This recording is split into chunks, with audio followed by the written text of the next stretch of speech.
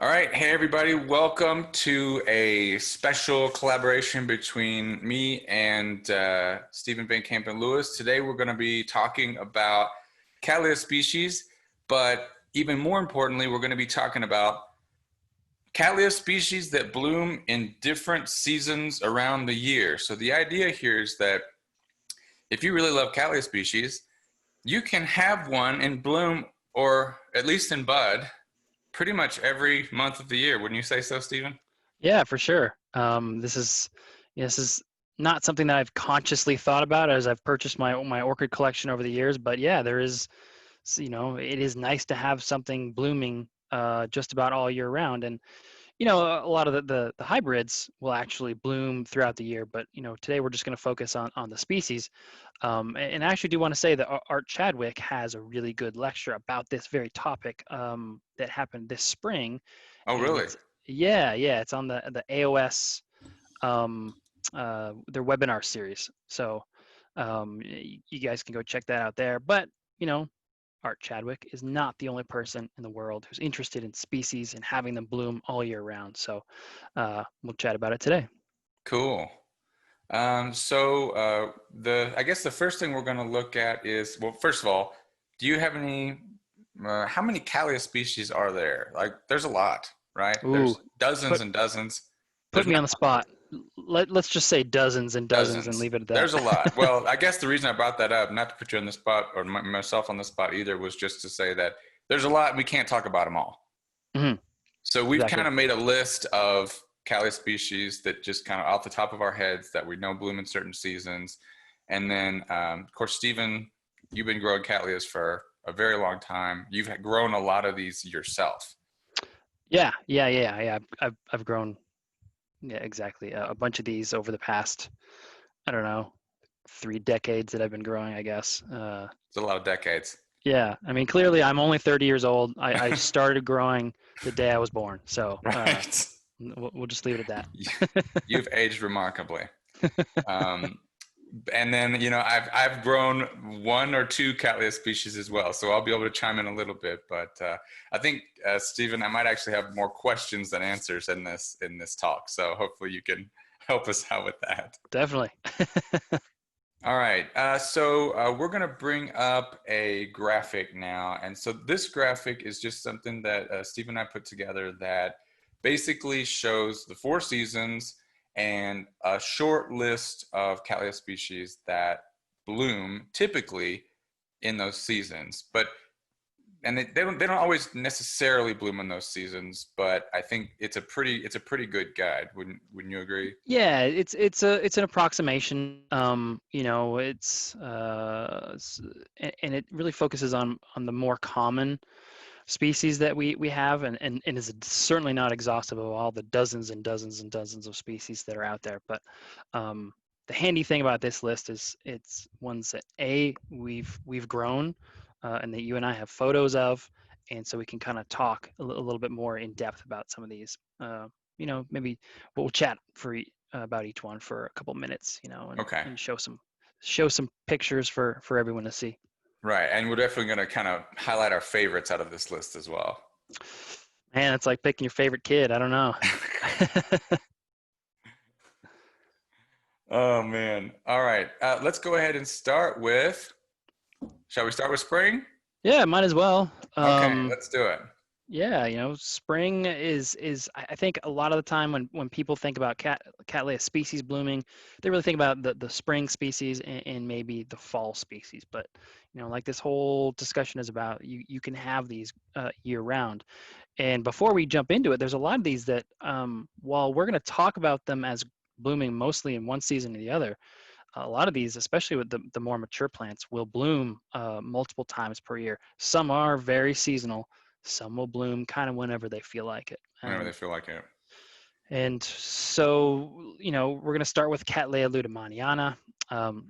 This is a primarily Venezuelan species that grows in pretty dry, hot conditions, very bright. It's desert-ish out there.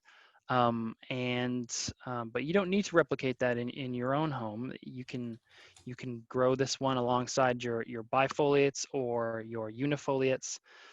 This one is a unifoliate, and it's got one that's just this.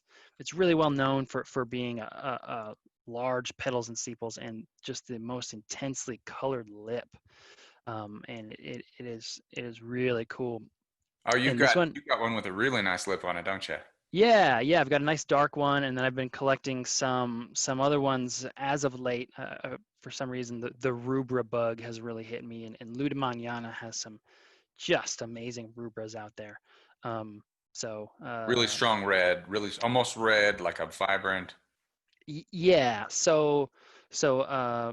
an albescens is sort of an almost white, and that's the reduction of the dark pigment to the point where you almost can't see it. This is the reverse. There's too much pigment in the flower, and it just turns it this brilliant fire red.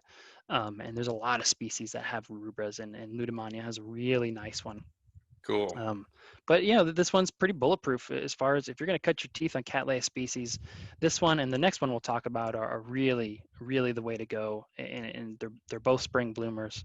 And lueddemanniana under lights, I've actually got a friend here in Texas who's blooming hers right now, and it's the middle of summer, but she grows under lights in more controlled conditions. I see. So it didn't get that seasonal change. Yeah, So much yeah, under lights indoors. yeah, exactly. All right, let's go to this guy that's used to be a Lalia, but now I guess that's not the case anymore. Yeah, I still, in my mind, it's still Labiata purpurata, but I have changed my tags. I am a big fan of updating and staying relevant with the new taxonomy. But yeah, Cattleya purpurata is a really cool spring blooming. It's sort of a spring blooming species, so it can kind of bleed into to early summer there. And there's a lot of different varieties. This is like I said earlier, this is another one of those bulletproof species. It can take temperatures down pretty close to freezing, and it can take temperatures. I mean, I think it's 105 where I'm at right now, and it Mm. does just fine. They get Um, pretty darn big, don't they? I think I've seen you with a picture. You're holding it, and it's like as big as your whole upper body. Yeah, and that's the lowland form or race. Actually, there's two different ones. There's a lowland form that is big plants, but there's a smaller one. The highland form is quite a bit smaller. And the one that I'm holding in my arms, that was me growing in Hawaii when I lived on the island of Oahu, and that particular one. Um, it would bloom. You could set a calendar by the exact date nearly that it would bloom year after year after year, and Wow. that was the only time it would bloom. Next to it, I had a little highland one that bloomed 5 times for me in a year and a half, and just Oh wow. bloomed basically, once a quarter almost. And so, not only do some species bloom repeatedly throughout the year, there are some differences where that particular plant is from. Mm. Like I said, the highland form was blooming regularly. My lowland form was blooming very regularly once a year. But this one is from sort of the southern part of Brazil, and like I said, it gets a lot more variable temperatures and is fairly easy. You can grow it without any particularly special conditions compared to your other Cattleyas, and grow alongside those guys. A little bit Big more forgiving. flowers. Yeah, very forgiving. Big flowers. Big plant if you get the lowland race. Um, but it's got a kind of a compact growth habit, so that between growths it's fairly compact. So a good sized pot can accommodate a large mature plant. So it'll get tall, but it won't But necessarily. it'll be dense as well. And has a Exactly. pretty nice fragrance too. Smells like the cereal Fruit Loops. It does. To my nose, it smells like Fruit Loops. Everybody's nose seems to be a little different, but I just love it.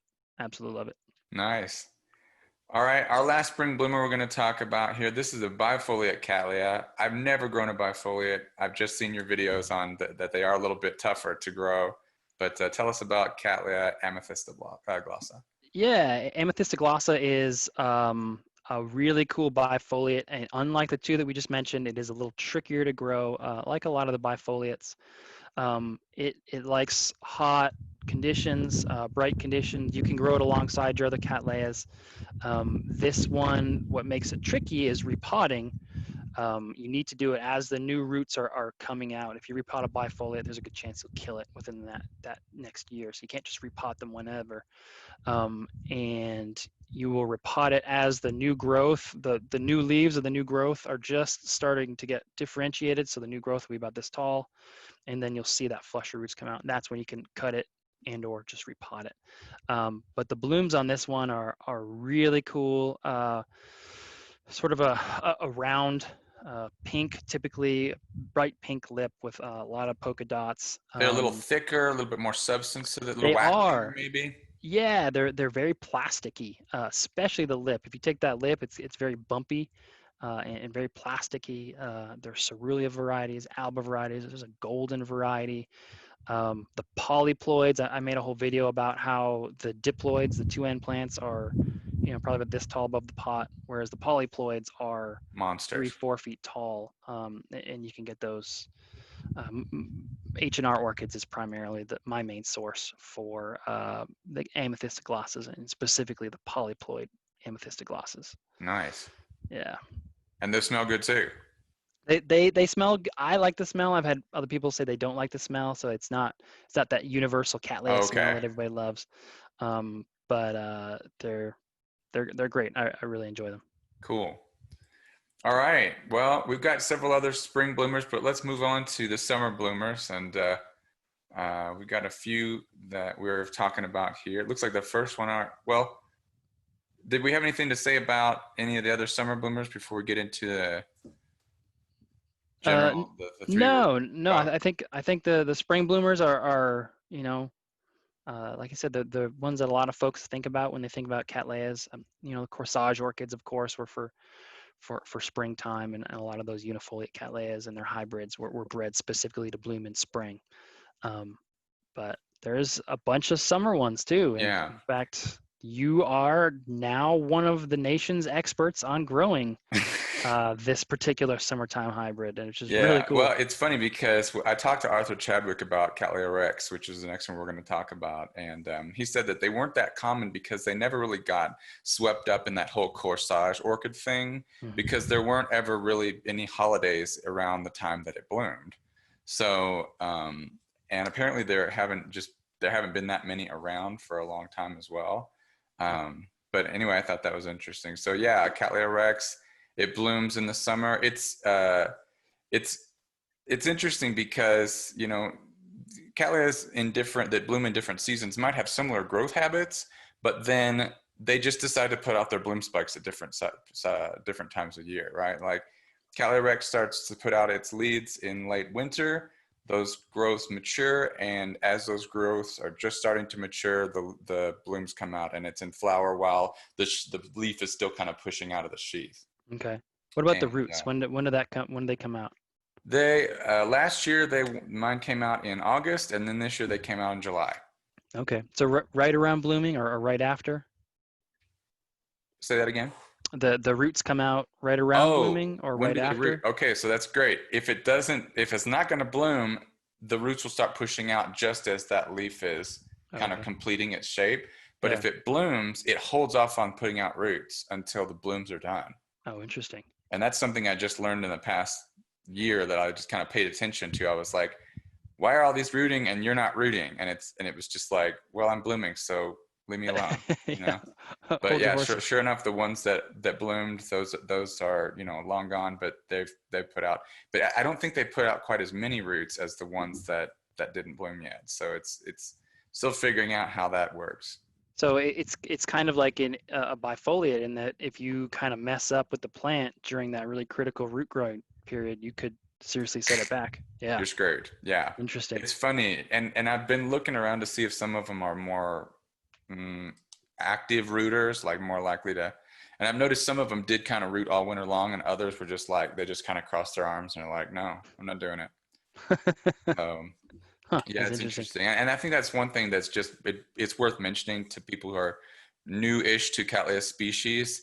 They have different times of year that not only do they bloom at certain times of year, but also certain times of year they grow, and certain times of year they root. So if you disrupt that, or if something happens where the roots all get torn off right after it makes them, you got to wait a year in some cases before you're going to get to see the plant try to make new roots in And general. you gotta hope that the plant can survive that year. Yeah. But I would also say a lot of the species are tough, you know. I mean, they're meant to live in the wild where they don't have someone doting over them and watering them every day. So I've been surprised at how tough they are as well. That's cool. What does the Cattleya Rex smell like as compared to other Cattleyas? I haven't, the Rex itself smells like roses to me. It's Okay. not really strong. Like you kind of get it real close, at least Hmm. my plants should do. But they do have a nice, you know, kind of a light rose fragrance. Hmm. Cool. Yeah, no, it's nice. I'm hoping that with subsequent bloomings it gets stronger, but we'll Yeah. see. Very cool. All right, The our next next, summer bloomer. Now you're gonna have to help me pronounce this guy. yeah, this is a loddigesii. Um, and loddigesii is a bifoliate. I would say of the bifoliates, it's one of the more easier to grow, more forgiving. Um, I've got one that is has matured a bulb. I've got a big mature plant, and it's got a mature bulb, and I hope to see. I thought I saw some buds starting to form in that sheath, and it's also growing a new growth right now. But again, hot. This one will grow next to your other Cattleyas. It's not quite as temperature tolerant on the cold side as purpurata is, or the one that we're about to talk about. But it's still fairly bulletproof, and if you want to cut your teeth on one of the bifoliates, this might be a good one. Okay. Um, and it's great. It's the one that I have has flowers that are like this big and just neon pink, and I've got a flask that I'm growing up, and they're out of flask now. I unflasked them about a year and a half ago, and they're my mature plant is about this tall-ish. I'm a fisherman, so it's actually this tall. But the ones out of flask, I've got one that's this tall and already has a sheath. So Oh, you're kidding. it wants to flower, it wants to bloom, which is really cool. Nothing particularly tricky about this one that I can think of. The fragrance is nice, and it's nice to have blooms in the dead of summer, when the world is steamy and hot, So Good deal. And I'm trying to think. We haven't talked about how long the blooms last on many of these, that's but I would think that those both bifoliates, because they're thicker, waxier blooms, maybe they last a little longer. that's a good point. The amethystoglossa is probably about 3 weeks. A lot of GZI was, I think last year I had mine for about a month, so it was a great, nice long bloom. Yeah, and in the heat Um, of summer, that's really awesome. Yeah, that's really nice. The springtime bloomers we talked about, the lueddemanniana and purpurata are 3 weeks as well. Hmm. Um, My and Rexes have bloomed. They last about 2 weeks, but I'm hoping that in subsequent bloom we can get more time out of it. yeah, I mean, as the plants get older, you get more blooms, and hopefully they last longer, and hopefully they have a stronger fragrance. Totally. Yeah. All right. Now, our next orchid that's a summer bloomer. It's very, very popular in Brazil. In fact, you were telling me that there are entire orchid societies dedicated just to this species. This is Cattleya intermedia. Intermedia is very popular in Brazil, as is purpurata. Both of these species have their own societies and shows dedicated to just that species. Both of them have so many color varieties that it's actually, it's possible you're not going to have a whole bench or a whole show of one colored flower. You're going to have all these different flowers and different shapes, and intermediate is probably the most bulletproof of all the ones we're talking about today. This one will Really? take temperatures down to freezing. You can grow them here in Texas and in the summertime heat. And they grow them outside fairly regularly in coastal California, again, where it can dip below freezing occasionally at night, with no problem. And like I said, this one is a lot of color varieties. Sergio Garcia, the owner of Olompali Orchids, spoke to us in June, I think it was, on just this species, and his entire lecture was basically going over the majority of the color varieties. He is Brazilian. This is his favorite species, and it was really cool to see him talk and talk about. I mean, there's a whole naming system just for the color varieties of this one, and he was talking about, you go into some of these shows and these color varieties that kind of overlap, and you'll get guys fighting each other about what it's called, and it's really cool. What's I think, and I'm starting to really understand this. Like, if you do specialize in just one or two species, I feel like your success can be so much greater because you just can get those.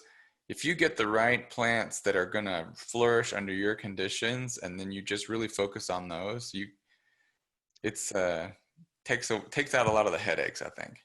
Yeah, yeah, especially if your conditions are perfectly suited to I mean, intermedia is, like I said, anyone can grow it at any place basically. But yeah, if you're passionate about one or two species, man, that makes your life a whole heck of a lot easier because you know what to expect, when, how to deal with it. Or you can kind of specialize. I think I've specialized down to basically mostly Cattleyas and Catasetums, and I, just like every other hobbyist out there, I want to buy all this other stuff and I want to have it in my collection. And heck, I just got a bunch of bulbophyllums from Bill Tom. So, Oh, um, nice. but specializing is it can be a very good idea. Yeah. And flower size and fragrance, real quick on intermedia before we move on to Uh, autumn. Flower size, they're a little smaller, probably like this big. Fragrance, I can't remember off the top of my head. I don't remember it being particularly amazing. Okay. Not when you Um, really think of fragrance when you think of it. Yeah, yeah, yeah. I mean, when you think of fragrance, you kind of think of Doyana or Tigrina or some of these other intensely walkeriana, which we'll talk about in a moment. Cool. Yeah. All right. Yeah. So let's move on to our fall bloomers, autumn bloomers. Our list is starting to get a little bit shorter because it's looking like that the autumn and the winter bloomers, there seems to be fewer of them. But Yeah, yeah. There's of the more commonly grown ones. The cut flower trade back in the day, of course, really was heavily influenced by this particular species, Cattleya labiata.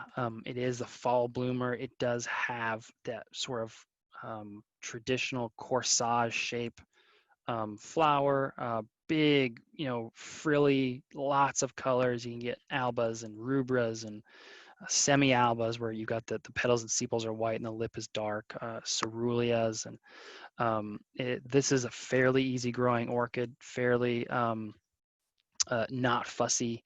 It can grow alongside any of your Cattleyas, and I don't think you're going to want to take it down to freezing like you can with some of the other species we've spoken about. But getting down to the 40s is not a problem if your plant is dry.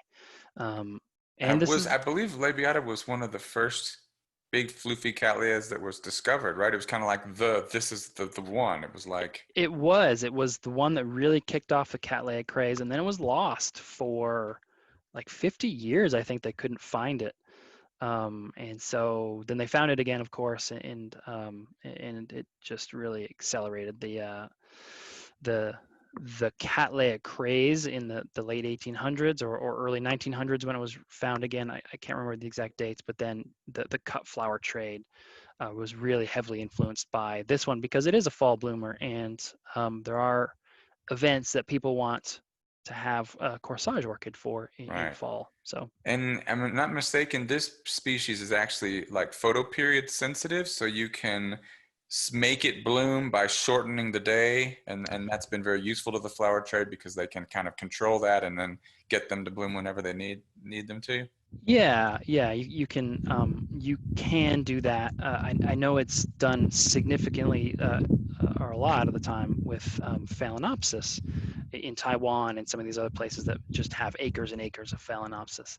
I don't know that anybody's necessarily doing that with Labiata anymore, but the photoperiod influence is important to getting these guys to bloom, which actually that's a good point. If you're growing under lights and you've got a 12-hour day all year round, you might have trouble getting some of these guys to bloom. So it's important to have your timer set on your lights so that, you know, maybe in middle of December you've got a 10-hour day, and then maybe this time of the year you've got a 14-hour day, and then sort of adjust throughout the year with your lights so Have that your there lights is that. kind of more or less follow the sun. You can extend the day a little bit, but make sure you Yeah, have a shorter day in the winter and a longer day in the summer. exactly. That photo periodicity is important for a lot of these species, and a lot of not just Cattleyas, but a lot of orchids in general. All right. Okay, let's move on down to Cattleya maxima. I read recently it was actually described pretty early on in the period of discovery, and they named it maxima because, you know, at that time it had some of the largest flowers that they had seen, but there were so many more Cattleyas they hadn't discovered yet that it didn't end up being maxima actually didn't end up being that big. I I want to say that I can't remember if Maxima was named Maxima because of the large size of the flowers, or it might be the plant. The plants Uh, too were pretty big. because this is another one that has a lowland and a highland race. The lowland race has these monster plants that can just be gigantic, and then the highland race is fairly compact and will bloom kind of whenever it wants. A lot like that purpurata that I had that bloomed 5 times in a year and a half. Um, I'm certainly seeing that now. I just got a maxima a few months ago, and it went ahead and bloomed a few weeks ago. The flowers have lasted about 3 weeks so far. There looks like they're starting to see some brown patches on them, so it's okay, still 3 weeks, not bad.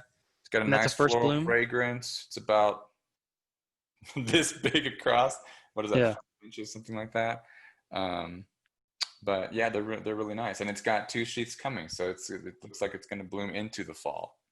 Yeah, absolutely. And Maxima's a great one. It's very hardy as well. It has the really intricate patterning on the lip. There's a lot of color varieties. I know you've got the cerulean, which is one of the ones that a lot of folks are able to collect. The typical one is sort of a lavender with, like I said, that intensely patterned lip. The petals and sepals can be a little reflexed, and it's not Yeah, it's it's not kind like of like the drunken uncle of the uh Cattleya family. yeah, it's not going to be that nice, flat, showy flower.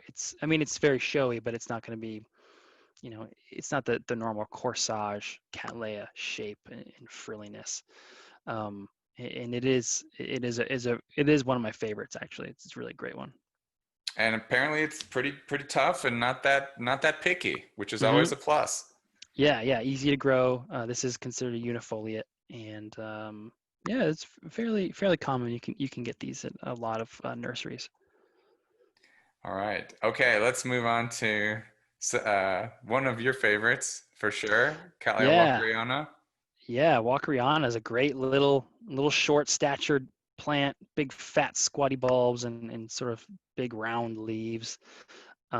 This one grows in some of the drier parts of Brazil, and this one is some people consider it kind of finicky. It's going to want really bright light, like really bright light. It loves the heat. It is temperature tolerant on the cold side as well. It can freeze in its native habitat, and so it will take cold temperatures in addition to hot ones.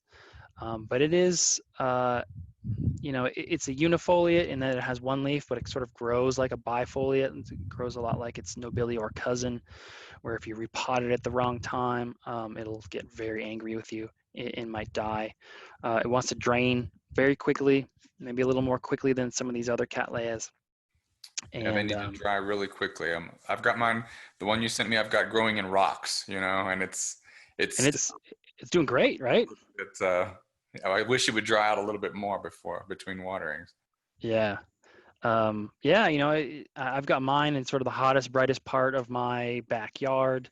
And unlike Maxima, which has these kind of, like you said, drunken uncle flowers, these have the flat, wide flowers, intensely Yeah. fragrant. You smell a walkeriana, and at least for me, that's really what got me hooked on this one. is that fragrance, and there's a lot of color varieties. In fact, I'll show a photo of a rubra and an alba, and they are siblings. It's Estrella da Colina by sibling. Estrella da Colina is, I think it means star on the hill in Portuguese, but this comes from the H&R breeding, and it's actually somewhat common when to have albas and rubras, so white and dark red from um, the same Seed pod. crossing. Yeah, from Yeah. the same seed pod, because again, it's a mutation of that pigment. So you either have too much or too little, and for whatever reason, you can get both of them in the same pod. Nice. Yeah. Yeah, I'm super excited. The flowers are just, the ones, the awarded ones you see, they just are absolutely flat as a pancake, perfectly symmetrical, you know. They're not huge flowers, right? No, they're smaller than the unifoliates, but fairly firm. That lip's going to be fairly waxy, and the column kind of looks like a nose, and that's just rock hard. And that Uh, lasts quite a while as well. they do. They'll last a good 3 weeks. They should be blooming in the cooler part of the season. But a really happy walkeriana in Hawaii, for example. I know Harry over at H&R over there gets his walkerianas to bloom a couple times a year. So mine are fairly seasonal. His will bloom whenever. Really? Okay. Yeah, So I'm getting excited. In the next, we'll give it 6 months or so. If it's going to bloom, we'd see it then, hopefully. I bet you'll get a new growth. So this is one of those ones. So all the ones we've talked about have the flower spikes coming out of the top of the new growth. Walkeriana actually will send up new growths, and then the flower will come out on a separate new growth, which is very odd. And so let's hopefully, around September, mid-September, if we see a new growth coming out of yours, we'll watch it to see if it's a new spike. And the new growths are very pointed. A spike will be sort of a blunted end of that new growth. So I'll it's be fun. I'll be there with the magnifying glass every day. Yeah, absolutely. All right. How about winter? Believe it or not, we have some Cattleyas that bloom right around the winter solstice, right? Or is it a little bit later than that? Yeah, it is around that. Percivaliana is in the northern hemisphere is often called the Christmas orchid because it'll bloom around that time. And Percivaliana is interesting. It also comes from kind of a drier, more xeric area um, in South America, a lot like lueddemanniana. And so they'll want to grow fairly dry, kind of hot, but this, while in nature they grow hot and dry, you can put them next to your Cattleyas and they'll do just fine. This particular species, in my opinion, smells horribly. It I would second that. There's a very famous clone called Summit, mhm. and there was one of the growers in the greenhouse had one that really nice, tons of blooms, and I was like, "Ooh, I bet that smells great." And I was like, I smelled it a couple times, and I was like, "That can't be right." Yeah, That's wait a minute. it, I wouldn't say it's it smelled. yeah, I think it's right It up there with was, bulbos, and it's not as putrid, but it's not pleasant. which is bizarre. Yeah, yeah, for sure. But again, that one's fairly easy. You can grow it just like the rest of your other ones. Yeah, and it's interesting because this, even though these plants are blooming in different seasons, generally speaking, they're growing in the summer and they're resting in the winter, right? I would say most of them, that's true. The bifoliates will actually keep growing all winter long if you keep watering them. Okay. So my amethystoglossas all keep hitting them with water, and they keep sending out more growths. And that's, of course, having an extra season of growth means more flowers each year. So, if you have the ability and temperatures aren't getting too cold for you, definitely push those bifoliates to keep growing all winter long, all year round. You're making me want one of those bifoliates. I'll have to Yeah. think about that. All right, and our last winter bloomer, we only had two on the list, and this one is Cattleya triani, which I think is a very, very strong component in many of the hybrids that you see out there today. Yeah. Triani is known. It is naturally a flat flower. It has naturally good presentation on the spike. So It looks like it is a unifoliate. It looks like a floofy unifoliate, especially the modern breeding. That looks like a complex hybrid. Um, but even the jungle collected plants are, not all of them, but a lot of them are show quality right out the gate. Wow, that's Um, nice. I know that yeah, tree comes from Colombia. I believe it's their national flower, and yeah. Hmm. you'll find lots of color varieties of this one as well. And the Hmm. one that I bought at Carter and Holmes just a couple months ago, it's just a seedling, but it's a clone of. I guess they Meristem cloned this awarded one from like 1939 called AC Barrage. Oh So wow. it's like, okay, 1939. So yeah, apparently this one has just really been popular for a long time. And that just speaks to the the sort of quality of the flowers, in terms of a judging perspective, and basically, like I said, right out of the jungle, some of these guys, without even line breeding, are just these flawless flowers, and great shape, really nice color. So it was used heavily in breeding, and like you said, it's in the background of a lot of hybrids and stuff. Nice. Yeah, I'm excited for mine to bloom. Hopefully it'll be within a few years. Yeah, yeah. Well, it looks like we got a guy on our list, a Cattleya on our list that is not really limited to one specific season. How do we say this one? Cattleya alaorii also used to be a laelia, and it is a really cool little. The flowers are about this big. They're really cupped, so when you look at the flower head on, it looks like this, but when you look at it from the side, it kind of looks like this. Okay. It's like it doesn't, a flat flower kind of looks like this. Right. This one is more clam shaped, or what have you. Cupped, I guess, is the proper term. Um, no real fragrance on those guys. It's a very small plant. It might get this tall out of The whole plant? the whole plant. So Wow. it's Okay. about this big, and the flowers are almost the same size. Oh, that's Really, nice. it's a really cool one. It's got a shallow root system. It's going to want to stay wetter than your typical Cattleyas. You don't really want that one to dry out. You don't want your conditions to be soggy, of course, but you want to keep that a little wetter, and it grows a little shadier than some of these other Cattleyas. Seems Um, like this would be one that a lot of the mini cat breeding would have come from.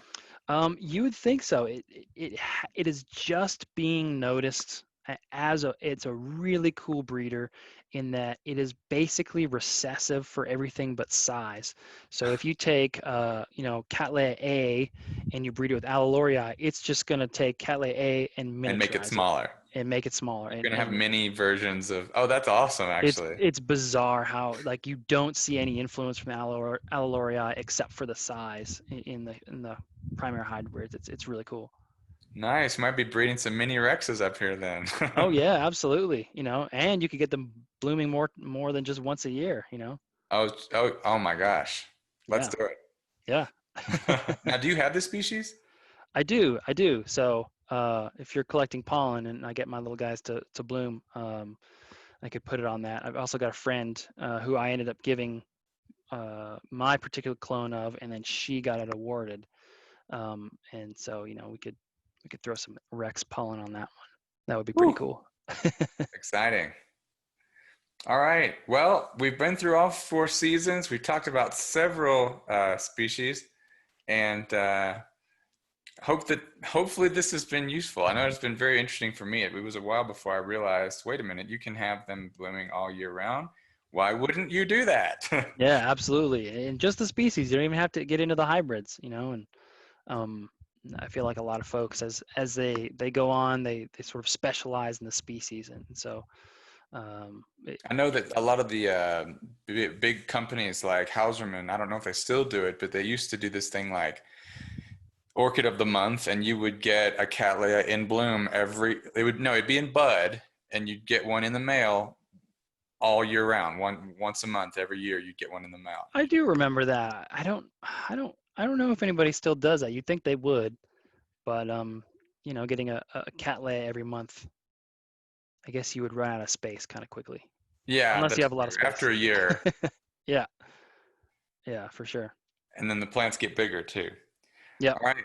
Well, Stephen Kampen-Lewis, it has been a pleasure, sir, as usual, talking to you about Cali orchids through the year. Yeah, good to chat, and we'll have to do it again soon. Definitely. All right, guys. Thanks for tuning in, and we'll see you next time. See ya.